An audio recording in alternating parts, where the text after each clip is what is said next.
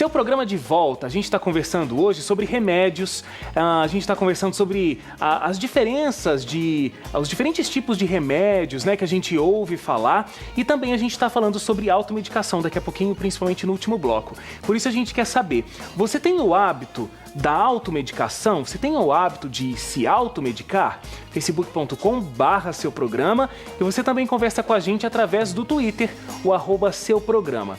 E aí eu tô recebendo aqui a Renata Pedrosa, que é farmacêutica.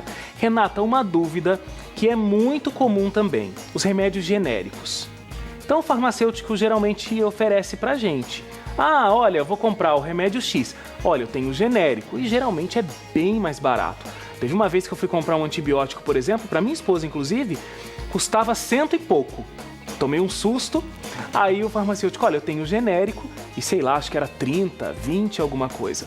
Por que essa diferença tão grande de preço e os genéricos são realmente confiáveis? É assim, existem os medicamentos de referência, que alguns denominam-se de marca, né? Algumas pessoas falam assim: ah, eu tenho um medicamento de marca. Isso é uma popularidade, na realidade, do balconista, da drogaria, né? E tem-se o medicamento genérico e tem-se o medicamento similar. Qual é a diferença desses três para eu poder responder a sua pergunta, né? O de marca e o de marca, que é o referência, o genérico e o similar. Similar, ok. Tá? O referência, surgiu uma nova substância, um laboratório determinado, ele investe todo o estudo em cima daquela substância. Ok. Ele vai investir nos efeitos colaterais, na utilização desse medicamento, como que ele deve agir, se ele deve atuar no seu estômago, no seu intestino, em qual parte do nosso organismo ele deve atuar. Tá? Com isso, a gente é preparado, né? Quando eu falo a gente, o farmacêutico, porque na indústria, quem caminha tudo isso é o farmacêutico, quem encabeça tudo isso é o farmacêutico, né? Então, há esse estudo muito profundo, investimento de estudos in vivo, in vitro, todas as interações medicamentosas que podem ocorrer. Então, é um investimento muito alto que se ocorre com essa substância.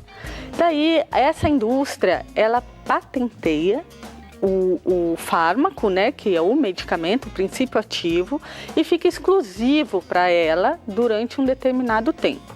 Por que é o referência? Ela que sabe a dose utilizada, ela que sabe o recipiente que tem que ter, a forma farmacêutica, o modo de utilizar, todas as contraindicações, os efeitos colaterais, todas as informações, ela que faz esse estudo. Agora, esse período que tem de exclusividade para a empresa, é um padrão? Todos os remédios têm o mesmo tempo ou... Não, varia. E quem decide? Isso daí é o FDA, né? De acordo com a classificação, okay, que é o órgão americano, né, que organiza, como se fosse a Anvisa, okay, nos Estados Unidos é o FDA. Tá?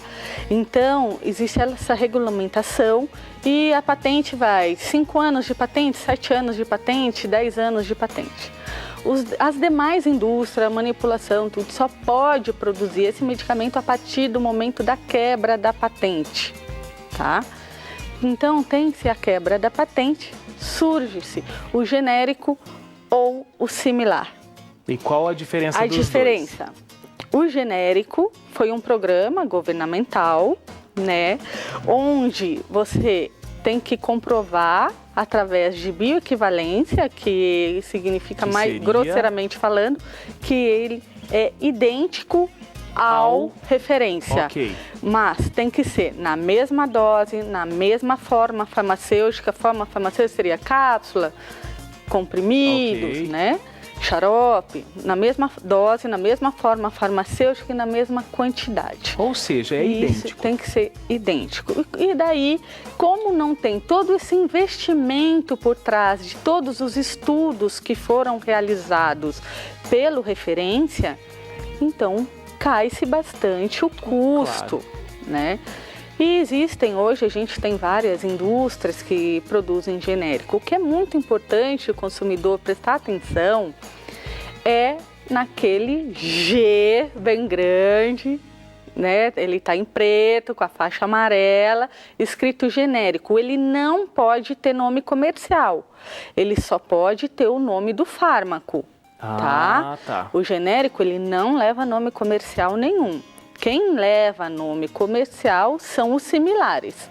Ah, tá. Bom, referência tem um nome comercial. Sim, tem o nome comercial e o nome do fármaco. O genérico, só o nome... Tem aquele G grande numa faixa. Isso, só o nome do fármaco. E o similar, então, ele é parecido, mas não idêntico. Isso, ele é praticamente idêntico, mas ele não precisa comprovar através de bioequivalência, né? Ele precisa ter a mesma qualidade, as mesmas doses, as formas farmacêuticas, mas a quantidade pode variar. Vamos supor, um laboratório A vem 18 cápsulas, o laboratório B vem 30. Tá, mas aí, vamos supor o comprimidinho. Eu posso ter, por exemplo, um referência genérico que seja comprimido e posso ter um similar que seja cápsula? É muito raro isso acontecer. Porque, infelizmente, no Brasil existem alguns laboratórios que não são tão, assim, idôneos no sentido de ter tudo 100% como deveria se ter. Não só no Brasil, acredito que isso ocorra também em outros países, né? Mas a gente tem um controle de qualidade até que bastante grande, né? Então segue geralmente o padrão do referência. Então, na verdade, quando eu vou consumir o referência, o genérico ou similar, são muito parecidos. Sim, são muito parecidos. Só tem que tomar cuidado que tem alguns medicamentos, quando você nunca ouviu falar do laboratório, daí procura saber, né, que laboratório que é esse, de onde que é, porque, como eu estava citando, infelizmente existem alguns laboratórios que nem têm registro na Anvisa, né? Na caixinha mesmo, se a gente olhar, tem lá MS, número tal, né? Registro no MS, que é no Ministério da Saúde. Daí você já fica mais tranquilo. Quando não tem esse registro, é mais preocupante, porque surgiu até na mídia, algum tempinho atrás, alguns medicamentos que vinham sem registro, só tinha o protocolo. Já pensou? Daí a Anvisa proibiu, tal, né? Mesmo cosméticos, muitas vezes aconteceu isso também. Então é só ficar atento nessas informações, sempre quando for comprar o genérico, ver se ele não apresenta um nome comercial e tem esse G bem grande, escrito genérico. Daí... Muito bem. Olha, é bastante esclarecedor, né? Quando surgiu essa lei dos medicamentos genéricos, então, né, a mídia divulgou bastante toda essa diferença e tudo mais. Só que tem tempo aí, né? Já que os genéricos estão funcionando, às vezes talvez você nem conhecesse com tanta clareza essa diferença aí, o medicamento referência, o genérico e esse medicamento similar. Agora, Renata, eu queria te perguntar sobre os remédios manipulados. Também, pensando no bolso aí de quem está em casa, o remédio manipulado muitas vezes tem um preço mais acessível. Como é o processo? O que ocorre, Wagner? A manipulação, existem assim diversos benefícios para você estar manipulando um medicamento.